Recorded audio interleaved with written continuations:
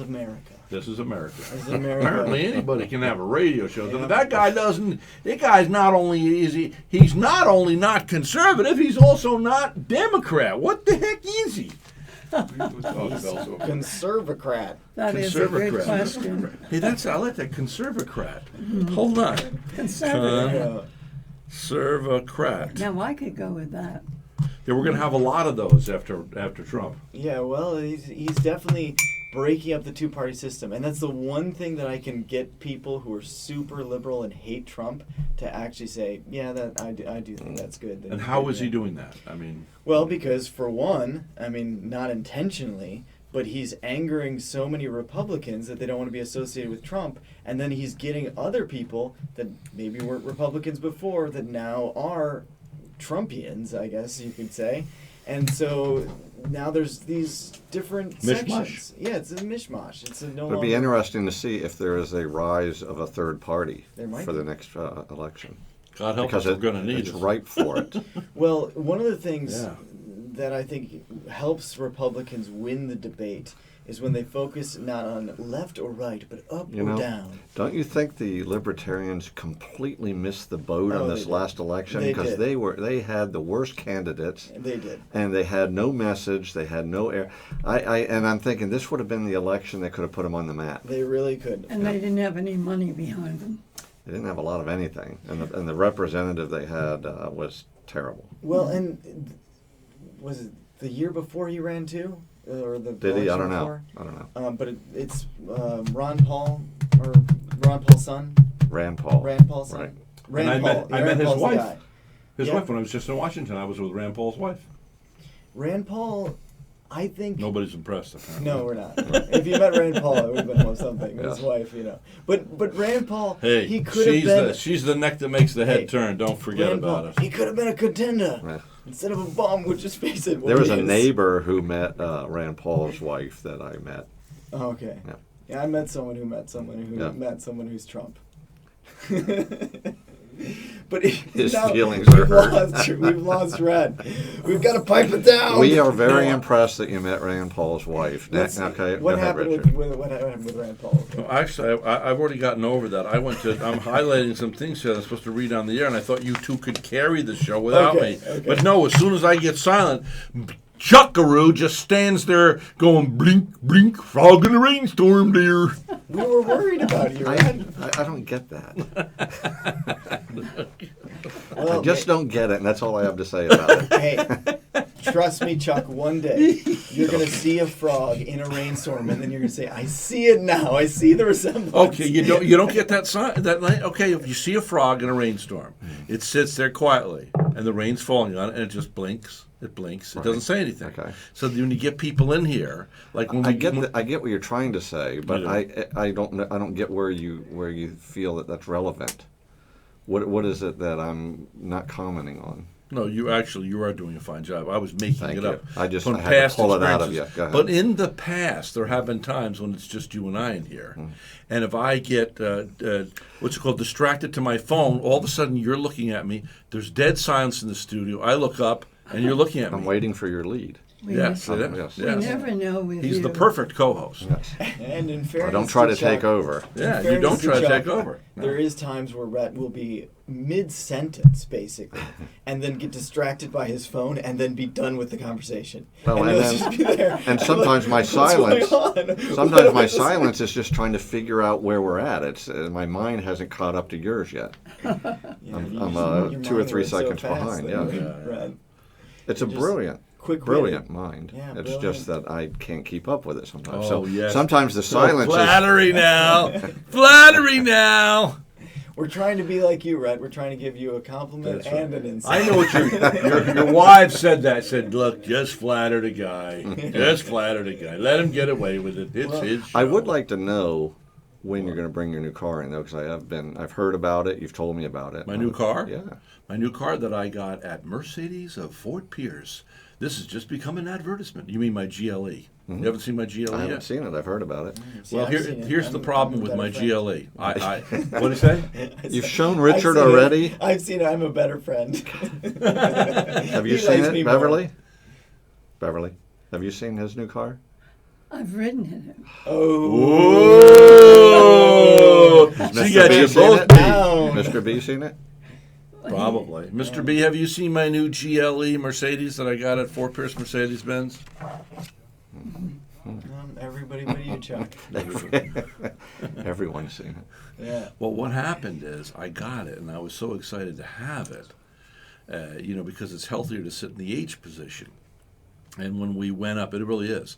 And when we went up all the way to Amicalola Falls, what was it, a week and a half ago in Georgia, I put an additional 1,000 miles. Anyway, I have a total of 3,000 miles on it. It's only 6, 7, 8 weeks old, whatever it is. I'm only allowed 1,200 miles a month.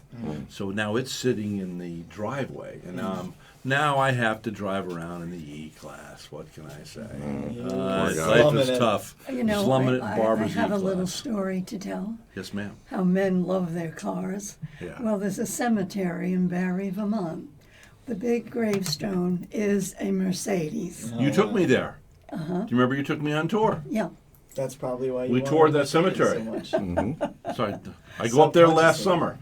What are we doing today? We're going to go to a cemetery. Oh, great. He loved it because it's Actually, the I most did. I actually unique do like it. cemetery. Yeah. There's some beautiful gravestones. My wife loves them. I don't know We're what up it is. there. yet. We're going to be up there, in a little bit of time. And when we get up there, I want you to take Barbara on a tour of that. Okay. Take me to a grave site in an abandoned building, and I've had a great vacation. Oh yeah. Have you I'm ever glad gone to hear that. Isn't that weird? exploring I in the agree with woods you. and then found You like an abandoned An buildings, abandoned huh? mansion out there, or That's abandoned house. Yeah. Awesome. I'm gonna go meet Stephen King this summer.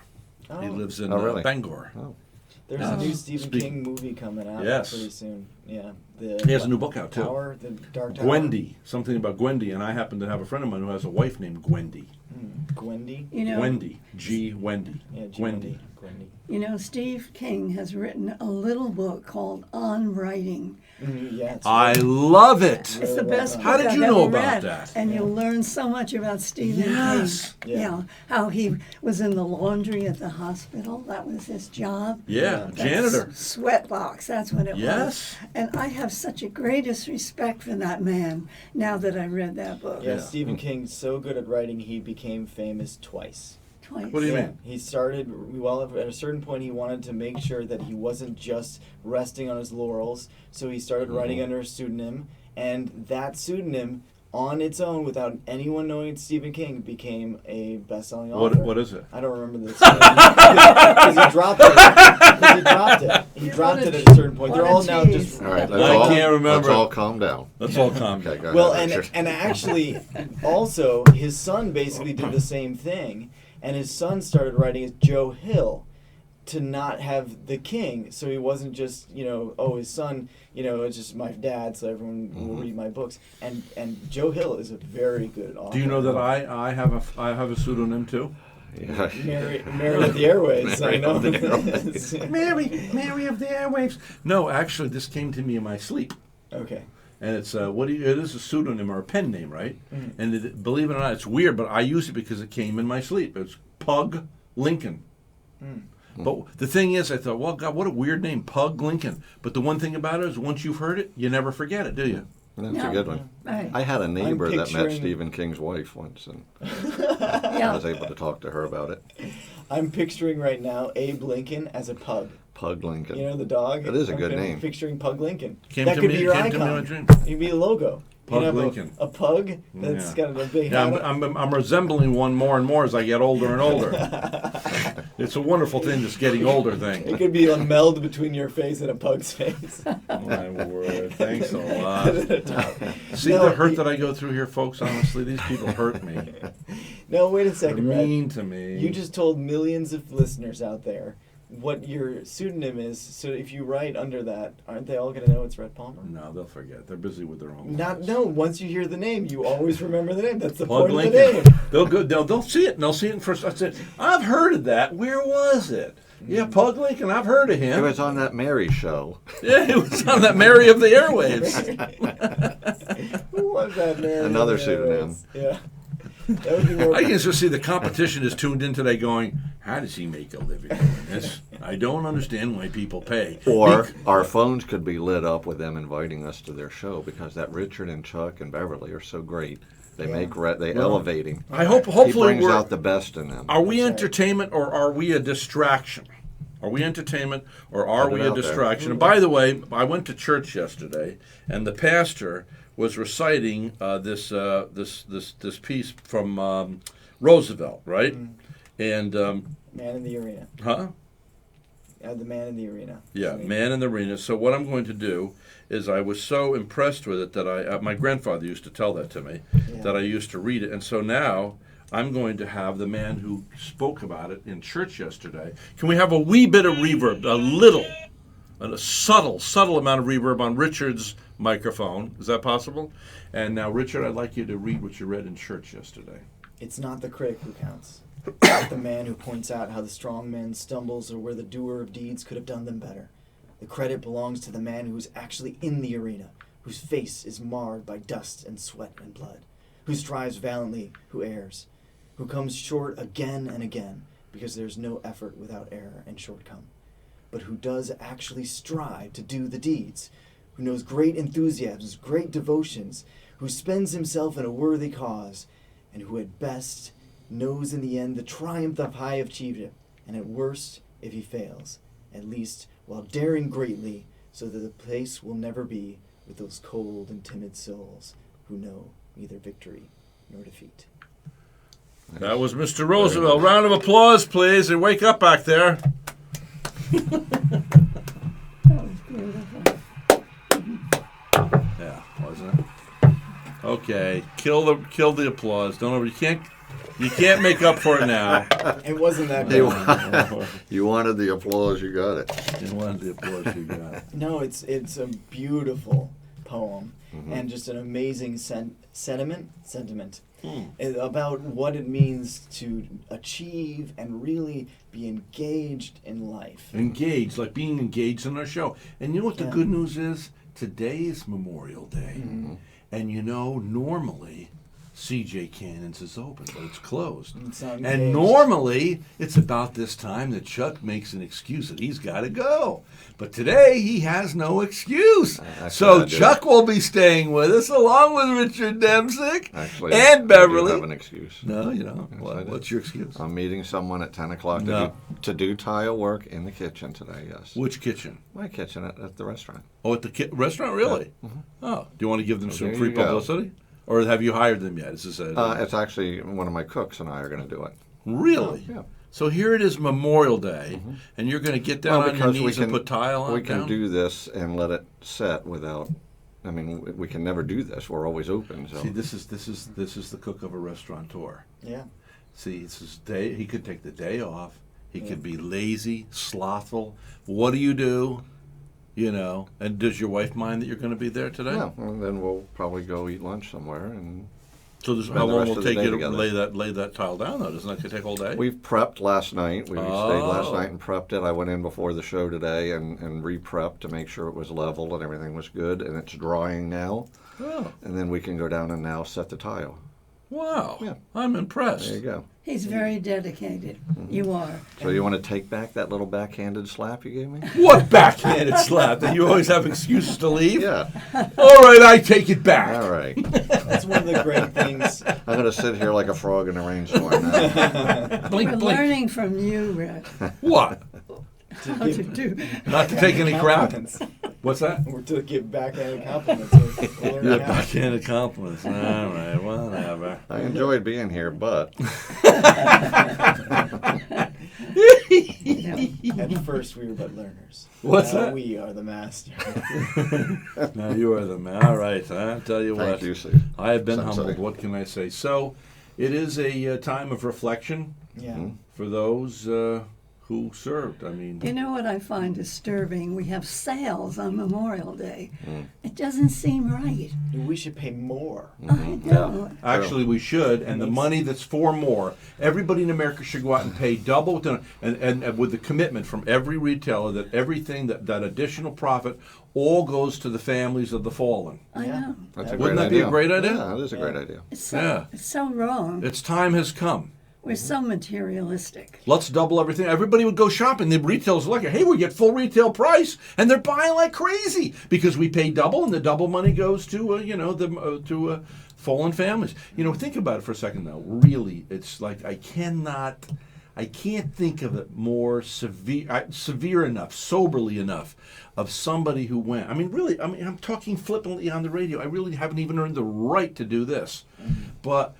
Somebody died, so this kid in Poughkeepsie, New York, could go out on Saturdays and shine shoes with Tony, who was an immigrant from, at the barbershop, an immigrant from Italy. And I could go out and I could ride my bicycle, and I sold lemonade on the golf course, and I grew up in America, frivolous and free, and somebody shed their blood for me. Yeah. And could you imagine, and I was fortunate enough not to be drafted.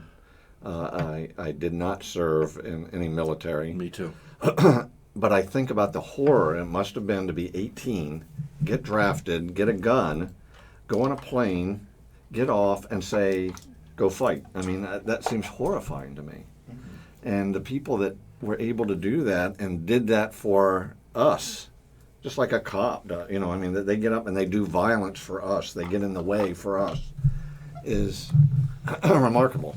It's a remarkable thing. And that's what this day is all about. It's a memorial day. It's a memory day. Remember, and really appreciate and appreciate. And Yeah. it just amazes me. Look what people have gone through. And that duty and service to something greater than yourself. One thing that's interesting is you find that with people that are servicemen, especially while they're in the war itself, will have the most vibrant life and the most vibrant community. The brothers in arms, there's no bond that's greater. But we spend our life without really a lot of risk, and yet we take it for granted, and we're consumed by death and fear. All right, now listen, today's broadcast is being brought to you by Al's Auto Restoration. They restore your leather and everything else about your car. They do a great. They come to your home and do detail work. 696-2820, 696-2820. Today they're off honoring, of course, Memorial Day. And now we're going to have a moment of silence. I want nothing played, please, and memorial those who secured our freedom with the greatest gift.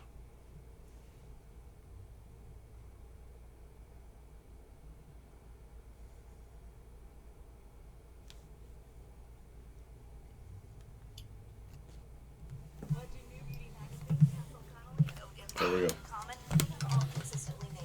I was trying to find the guy who made that cane that had that really good quote that was in here one time. You're really leaving, huh?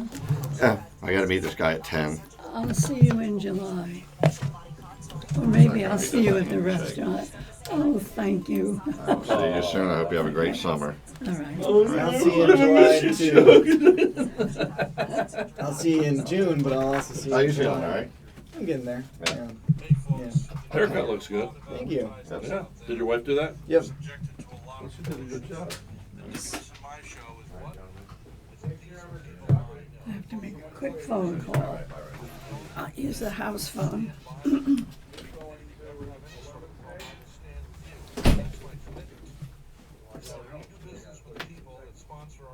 Probably not for me, Rhett. In terms of staying to 11. You can stay till 11? No, I'm saying probably not. Okay, you say 10:30? Okay. Tomorrow morning is Doctor's Day. Want someone I can trust to repair my vehicle. Did you him again today? Don's Import Auto 10:30 to 11, that'd be Services. great. Him again? Yeah. Free Okay. pickup and Yeah, we gotta delivery. hit those doctors every time they're on the city. Get new Vehicles while patients. yours is Like being that. Okay, that's serviced. fine. I especially like And their comfortable I waiting went over a area friend's and school free that was at coffee. Delmar. He Don's lives at Delmar Import Auto condos. Service So I went and down A1A Sales is and an I saw where official Dr. Plain's Michelin dealer. office is. Don's also offers a 24-month guarantee on their service and repair. Don's Import Auto Service is on 43rd and Bureau. Call 569-4714. Again, 569-4714. Great ideas. Vacation shows. See, these are all vacation shows. Joey Camp, actor, Oh, that's a group. That's good. tell us your history. We gotta go through all these stuff. Honor flight. Oh, honor honor flate's great. These are all good, the ones that I told him. You wanna play honor flake today? That would be, yeah, who's it with him? Uncle Jack, honor flight. Let's do it. Let's do it. It's very appropriate for today. From 10:30 to 11:30 will be my uncle. I'll call him. No. Just north of 512 on the west side of the road in beautiful Sebastian, you're going to taste the love. Phil. This is Tim Womack, one of the pastors. Who do you have from 11 to 12? They cut off the, Pastor Womack. That's not good. Well, I'll rerun them. It's all right. Okay, 242, put on Pastor Womack. I don't know why that didn't, time out. But I was talking, paying attention to the law. So he was 242. Put him right back in. Sure, that's him. This is Tim Womack, one of the pastors at See, I could play anything now on the board, but they're meetings. Okay, but once we get into here, 10:05:08, can't play anything on this board. So.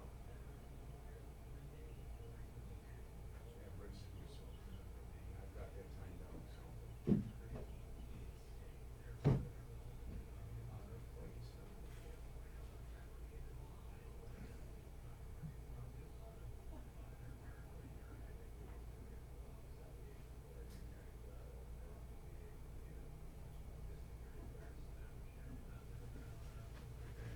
if I have it there.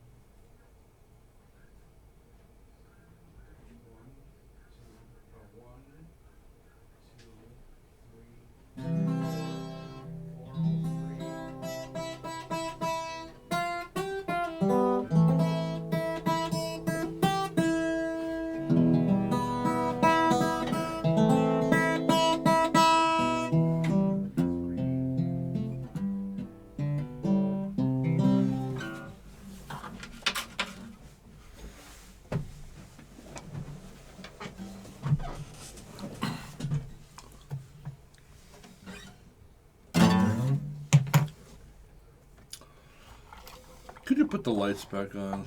I think we did. I can't see us one in here. When you get a chance. Do you mind? Yeah, would you put that light switch, the one to the left? Thank you.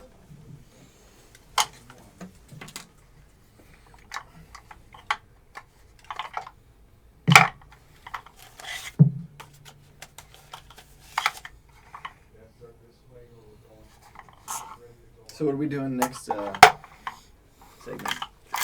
Well, I don't know, but you're never short for words. Maybe we'll have you tell stories or something. Talk movies. How's that? You can talk maybe patriotic stuff. 60 seconds full body massage. Oh my.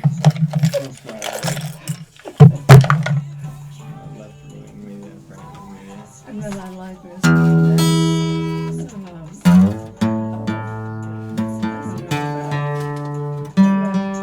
Anyway, there's one about they've been going together for 9 years, and we've been going out for over 9 years, and they're still not married. Daisy and Donald Duck have been going out for 75 years, and they're not married. One of the pastors at First Presbyterian Church. Every day I have to read the comments. Welcome you if you're looking for a church. Keep things light. Great congregation. Lots of wonderful men and women.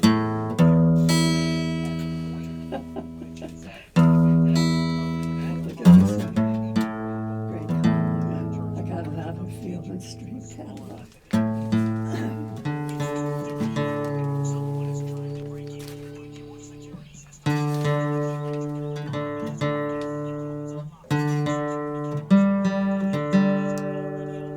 That's the security of Complete Electric and Alarm. The best security money can buy. 8805.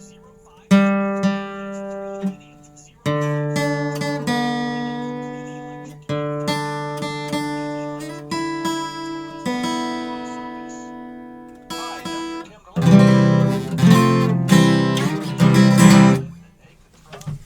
majority of these headaches come from contraction of the muscles. I'm going to start off singing My American Song. I want you to have My American Song queued up. I'm going to sing a little bit of it, and then I'm going to say, now here's the rendition I did a few years back, okay? You know, I was just a common boy, and it's called My American Song. 034. I am a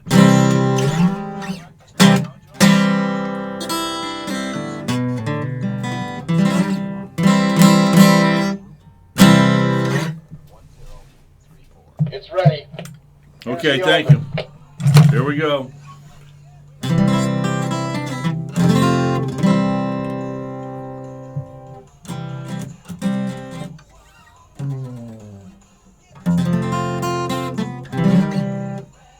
Boy, it's so bright compared to a nylon string. My brother's guitar. Hey, It's been neglected. Richard!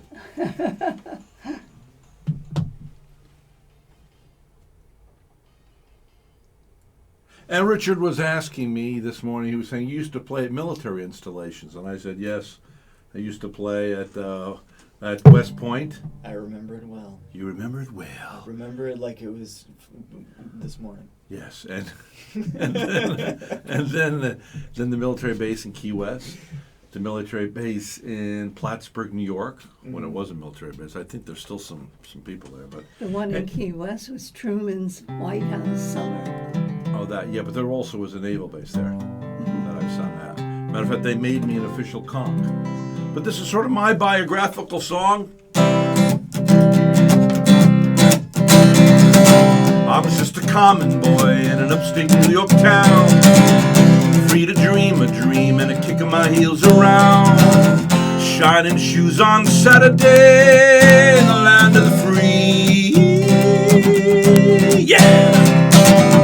This is America, love, land of liberty.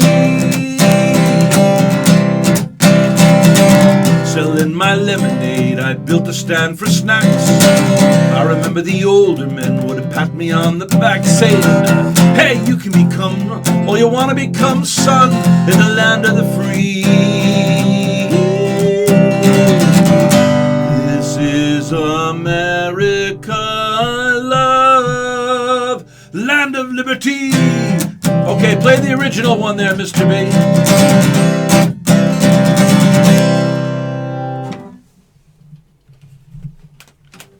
Well, that's perfect timing. Is it on? Oh, it is. Good.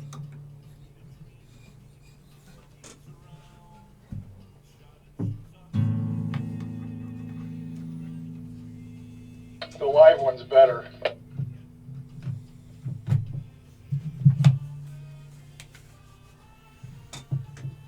Put my headset up a little bit, Dad. There's nothing.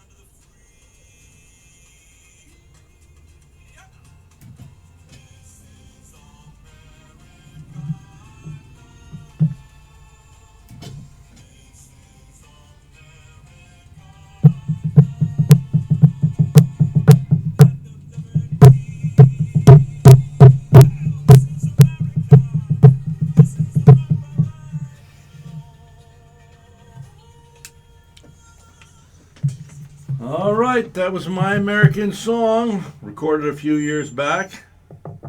Once again, we're getting feedback from the headsets here, Rhett's headsets. Why do we continue to get that? That's got to be rectified. Anyway, so Mr. B gets on. He says he liked the live version better. So which is it? The live version at first or the recorded version? You know, I'm biased, but I'm a sucker for a guitar and a voice. You know, just having those two things. Really? Yeah, I'm a singer-songwriter lover. You know, I love it when people are just authentic, genuine, and, you know, the hyped up stuff is... But, like, listen to the Jackson Browne stuff. Like, the stuff that he has, the whole band behind him, is nothing compared to just the acoustic album of just him and his guitar or him and his piano. I think the problem with me all those years was being overly produced. Yeah.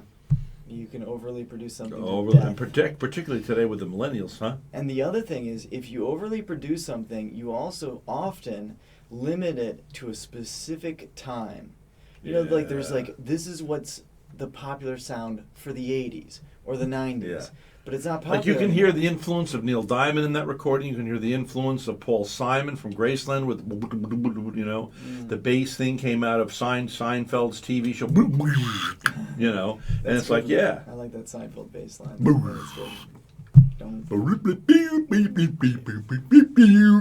what a good show. Yeah. When I watch Kramer, I mean, Kramer in particular. He ruined his life. I know. In With one moment. Did you see that on YouTube? They Yeah. said that these celebrities that ruined their lives in one moment. Yeah. What did he yell out? Something about Jews or something? He's Jewish himself, isn't it? And Jerry's Jewish. He said the N-word, and The he N-word. yelled about these Nigger. black. Yeah, and we're it's not a talking good about word, the guy man. who played Kramer, who is. But why can't he use the word nigger? I mean, black people use it in songs. Well, what Hey, happened? yo, nigger, come on over here, nigger. You know, it's Well, overused. It wasn't G-A. It wasn't N-I-G-G-A. It was E-R, and there is a Nigger? distinction. Nigga? Yeah. In nigga, yeah. Oh, there's a yeah. difference. I didn't know that. Yeah. So in See, most as a of the time, 63-year-old guy, you don't know this stuff. most of the time in the hip hop circles, For it's- many it's years, people GA. my age, we would never even use, even on the air, it would be like, I'm not going to use that word on the air. Now, of course, now I think we should use it. You know, Nigger, I- nigger, I- nigger, nigger, nigger. It's I a don't word. like Get it. rid of I it. still don't like it. I don't like it either. Yeah. It's And not I a don't word. like, I don't even like black kids singing No. about black kids in rap. Yeah. It's no, and that's not self-deprecating humor. That's like deprecating. culture. Whatever the right and, word is. And by the Yeah. way, okay, so and man, I could get slack for this, but just because you're African American doesn't mean you understand being oppressed. The generation that is still alive, that has lived through the 60s, understands it. But the young guys are using this word, and I've heard this from a lot of people that have gone through a lot of actual prejudice in their life. Okay, well, hold on. But I have to admonish you here, though. There's still this crap from dimwits going on out in West. Didn't you hear that a few weeks ago? They did something prejudicial on some campus against blacks, Hey, I've hanging in effigy black stuffed up people, that look like people hanging from trees. Hey. So there's still people, the dummies out there that hate people because of the color of the It's skin. ridiculous. How stupid is that? It's just stupid. I've experienced prejudice against me for being a Christian before, where I've had people throw rocks at me. No. Yeah. Where? I was in high school. When I was in high school, we would do worship. There was this little kind of auditorium outside that had just like natural progression, great place to sit and play music. That was right outside the doors, bottom down to the right of where the school got out, and we would play music after the school day, and just have our meeting there, and people would throw rocks at us. Yeah, Really? yeah. Do you know that I used to have a van I just kept singing. that used to say, did I tell you this? You got to see this van sometime. I have pictures of it. So you see pictures of me too when I was really thin and not a bad looking kid, in my 30s, about your age. I was traveling around doing concerts. Well, I had this van. I was staying in Florence, South Carolina. And Jewel Abbott and her husband, who we call Pops, they would let me stay at their house. I made friends with them somehow. And they would always put me up, and I came to sing at different churches in Florence, South Carolina. And there was Hattie, too. Hattie was my introduction to the area.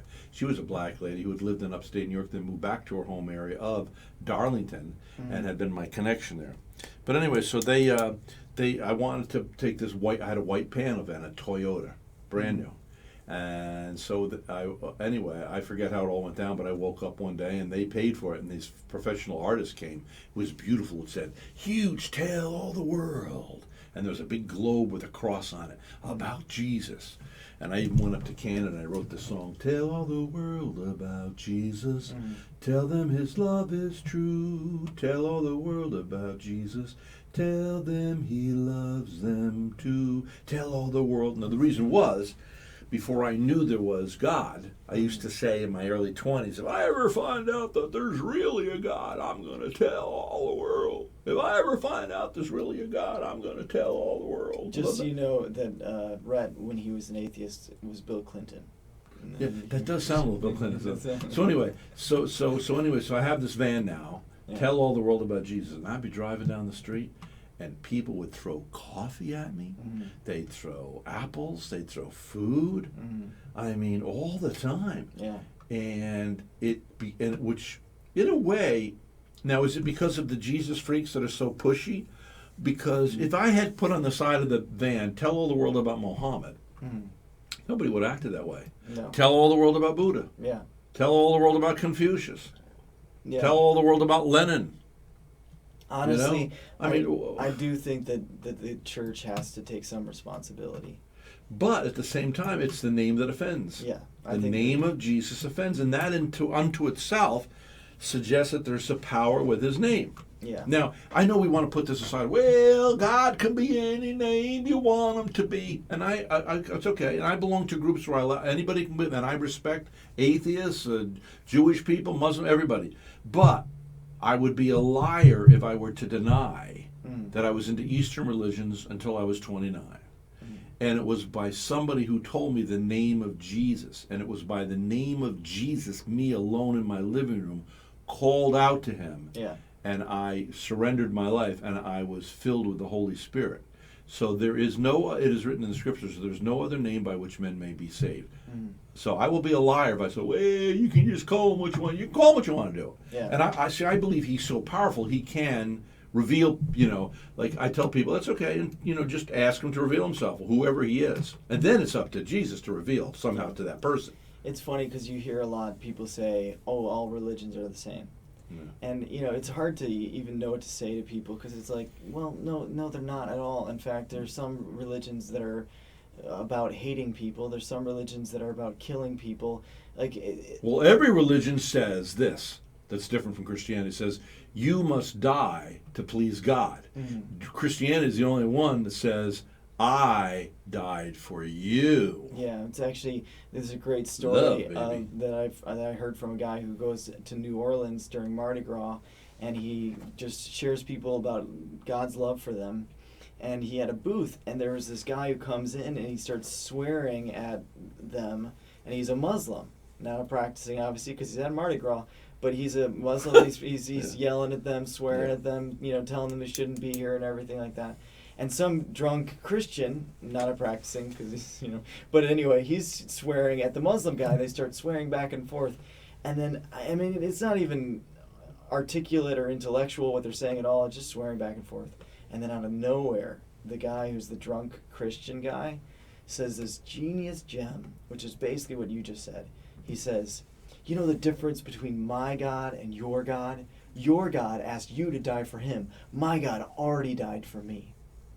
The Christian guy said that. The drunk Christian, yeah. And when the Oh, guy he was a drunk Christian? Yeah, not the guy who was running the booth. Oh. This is the drunk guy from the crowd who's yelling at the Muslim and going back and forth. He was just standing there watching it. He said, I couldn't say a word because they're just yelling back and forth. And he said, but at that moment, they both were silent. And that's when I could start talking to them and start a conversation with them. That's what he did. He just started conversations with But them. at the same time, I remember I was in Hyde Park, New York. I'm in Hyde Park, that's where I'm from. I was in Hyde Park, London. I was there to see Billy Graham. He was going to play at Wembley Stadium. And I was there, and in case people don't know, you can go to Hyde Park no matter what your bent is. Socialist, you can be communist, you can be conservative, anything. You're allowed to get on a box, and you're allowed to preach, and people gather around and listen to you. So I came upon this guy who was he was a Christian, and he was screaming at the people, and there's foam coming out of his mouth. They're all pointing fingers and yelling at him. Well, finally, I don't know what the break came, and I said, let me get up. And I got up, and I just started speaking to them all. And God gave me the words and the kindness, and I just said, I want you to know that my God doesn't judge you. He loves you. Yeah. And he died on the cross. But I said it in such a way, the whole crowd of Muslims and Christians and Jews, they all applauded me. Yeah. Because I did it with love, not with condemnation. Yeah. I don't think God called people to preach with condemnation. Even Jesus said they're going to come killing you one day, thinking they're doing my work, my job. And here's the reality. All these different religions that are just evil and hateful, all of them have mostly gone extinct. More and more gone extinct. See, the truth is, it's not that every religion is the same or every religion says the same things. It's just that there's something in us as people that when something is a religious thing that is true, it echoes in our hearts and our minds and it catches. But when all these traditions that have been left behind, that were these hateful traditions, are things that did not resound in us.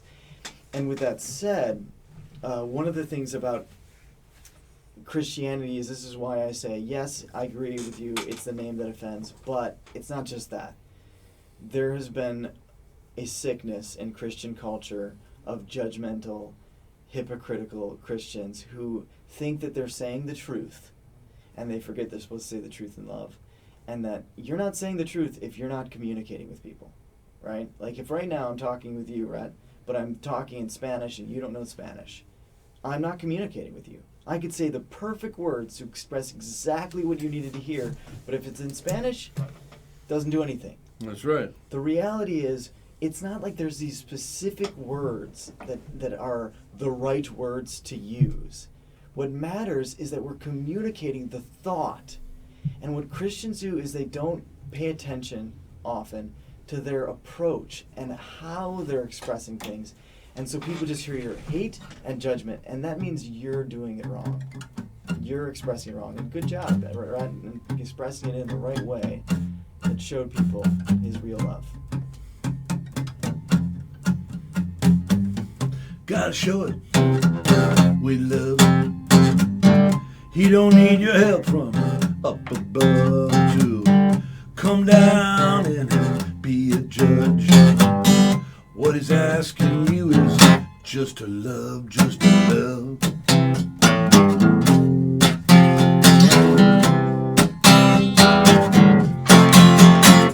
All right, thanks for coming on the show, Richard Demsick, who has his pastoring job on Sundays. Where? By the bowling alley, right, it's 923 Community, and we are moving very soon, hopefully, to a new facility on 6th Avenue where Osceola Middle School used to be, and we are going to be starting our services at 11 then, on Sundays.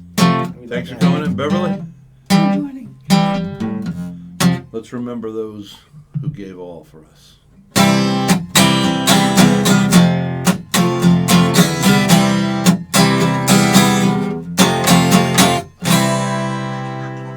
So successful, we've had to add multiple trucks. And all these wars are over religion. It's not true, actually. You know what percentage of wars in history were on religion? 1%. It's about that. Yeah.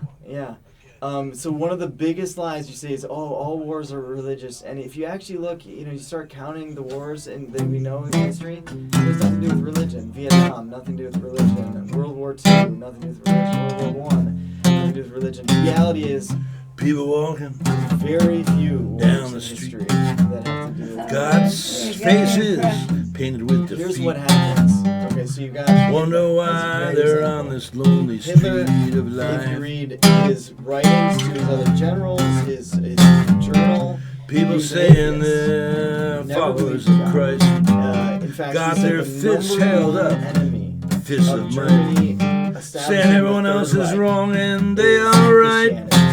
It's the greatest I just thing want to we tell ever us did. folks, But good when he night, gave good speeches, night. he used Christian